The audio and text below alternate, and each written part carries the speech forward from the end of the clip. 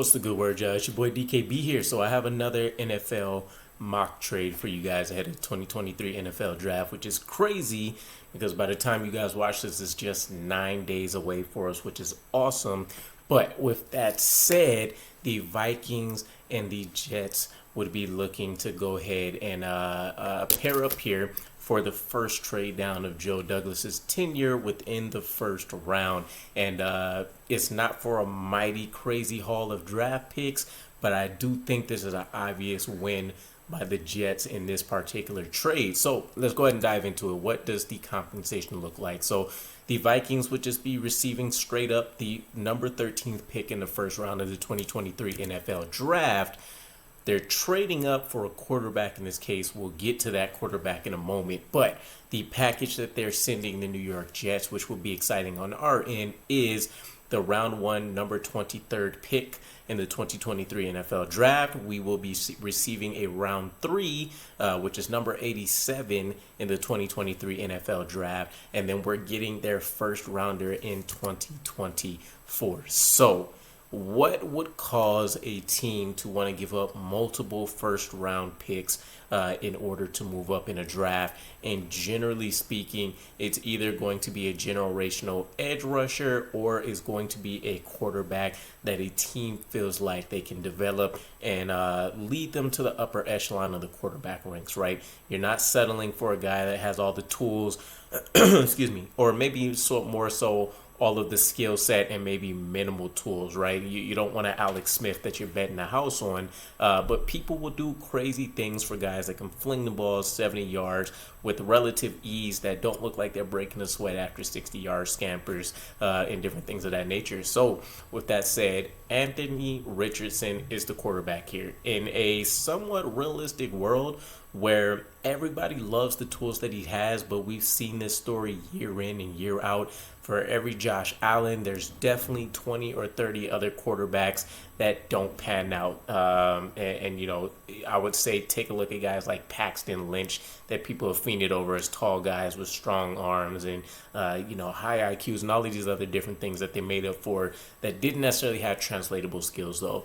Anthony Richardson is going to be the next up to try to buck that trend as a guy that has had a legendary combine this season, looking like one of the best athletes in the entire draft class and not just at his position. And that is what the Vikings are willing to take a absolute risk on. And I can't fault them if Anthony Richardson falls below the 10th pick in this draft. I think teams are honestly scrambling right away to try to secure a deal that makes sense for them, but they're not doing a Deshaun Watson type trade, for example, right? NFL draft is generally the perfect place to do that as an unproven guy. And so in this case, the Vikings are setting themselves up to try to move on from Kirk Cousins, which does multiple things for them. For one, you probably prolong the career of a guy like Dalvin Cook, since you can use Anthony Richardson and a run-pass offense. You can utilize him in the rushing game a lot more, a la someone like Lamar Jackson, for example.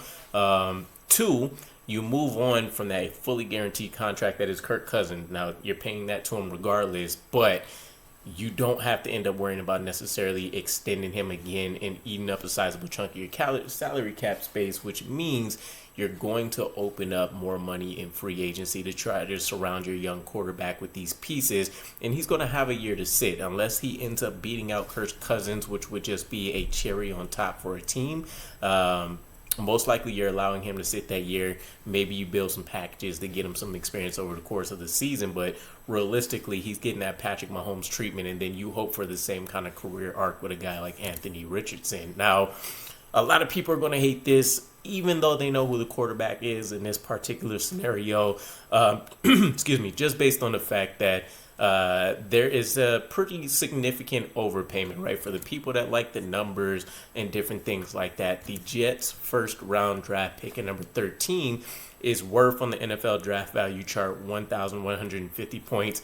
The package that the Vikings put together is worth 1,915 points. So quite a bit of a difference there. But again, when quarterbacks are involved, you're going to see teams overpay left and right. There's generally not a time that you can say a team has picked up a good quarterback and has been for a discount value. So that's pretty much the name of the game there. I think from the Jets' perspective of things, this is an obvious win, as I mentioned, for us. Not only do we get to slide later into the draft if we don't love the options there at 13, or let's say the top 3 tackles are off the board already. You don't want to risk a guy like Elijah Cansey, maybe 10 picks earlier at 13.